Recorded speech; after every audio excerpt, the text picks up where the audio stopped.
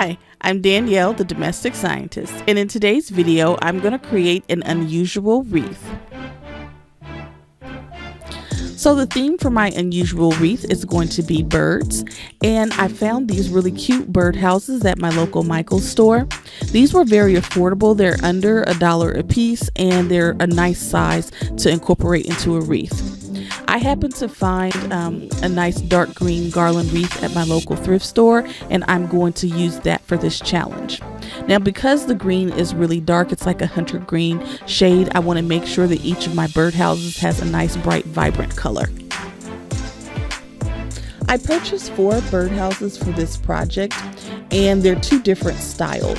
2 of the houses have a white picket fence, and the other 2 have like a barn house style to them.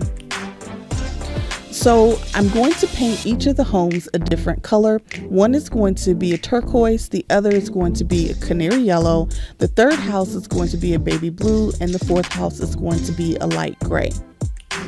Now for the roofs, I'm going to use my darker colors. So 2 of the houses are going to have this dark blue paint, and the other 2 houses are going to have a dark gray paint. I'm going to use white paint for the trim on the houses that have that barn house style, and I'm also going to use the white paint for the picket fences. All 4 houses are going to get this really dark apple green color for the grass.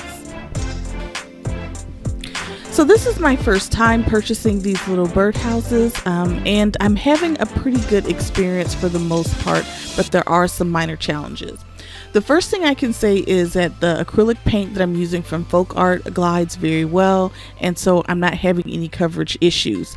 However, when I was in Michael's, I happened to pick up some paint brushes that were right in front by the register, and some of the fibers are shedding a little bit into the paint, so I have to be careful to make sure that I actually go and remove those so they don't dry into the paint.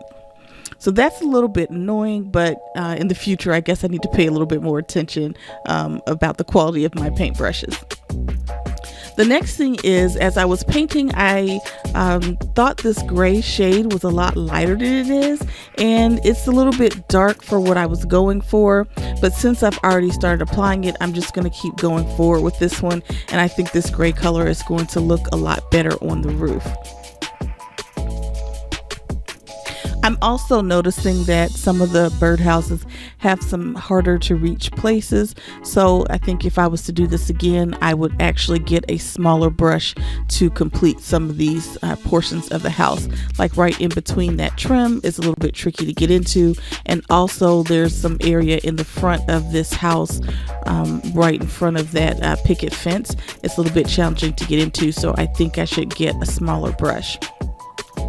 The other thing I was doing is when I was painting the house, I had a pretty good experience painting, but I realized I needed to get that little area up under the roof. I need to make sure that I don't have any white spots on this because it is going on a wreath, and you'll be able to see it from various angles. So getting up under the roof is going to be important, as well as getting behind the picket fences. And for that, I probably should be using a smaller brush as well.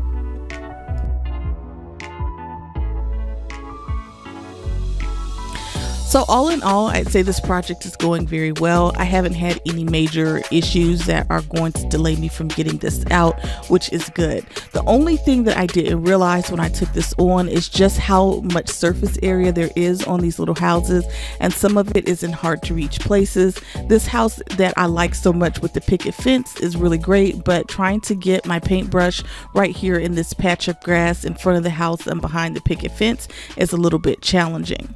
The other thing is you need to make sure you have a touch-up brush, because in the process of getting the hard to reach places, I'll get some paint in some places that I shouldn't, so I'll need to go back over that.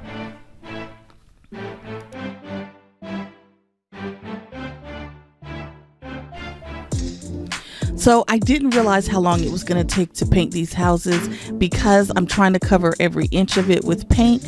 There are some hard to reach places that make it a little bit more time consuming. So I'm going to go ahead and finish this off camera, and I'm going to hang the wreath and put the houses on there and come back and show you the big reveal in just a moment.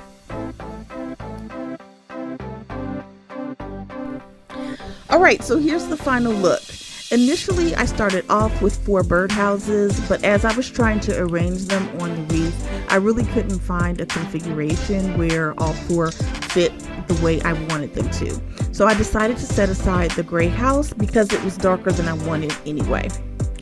So because I decided to only use 3 houses, I went ahead and embellished the wreath with some other items. So I used some faux flowers on one portion of the wreath, and then on the top of the wreath, I incorporated 2 birds' nests that have eggs as well. Then I went through and I added some small faux birds from Hobby Lobby and also some faux butterflies from Hobby Lobby. And I think it adds a nice whimsical touch, and it gives a really great pop of color, and it contrasts with the dark green garland. The final bird I just rested right on top of my picket fence, and I think it came out really cute. I'm very proud of this project, and I hope that you like it. Today's unusual wreath video is a part of a YouTube collaboration. The host for this collaboration is KiKi DIYs. There'll be a link to her channel in the description box below, as well as a link to the collaboration playlist. I'm Danielle, the domestic scientist. Don't forget to like, comment, and subscribe. I'll see you next time.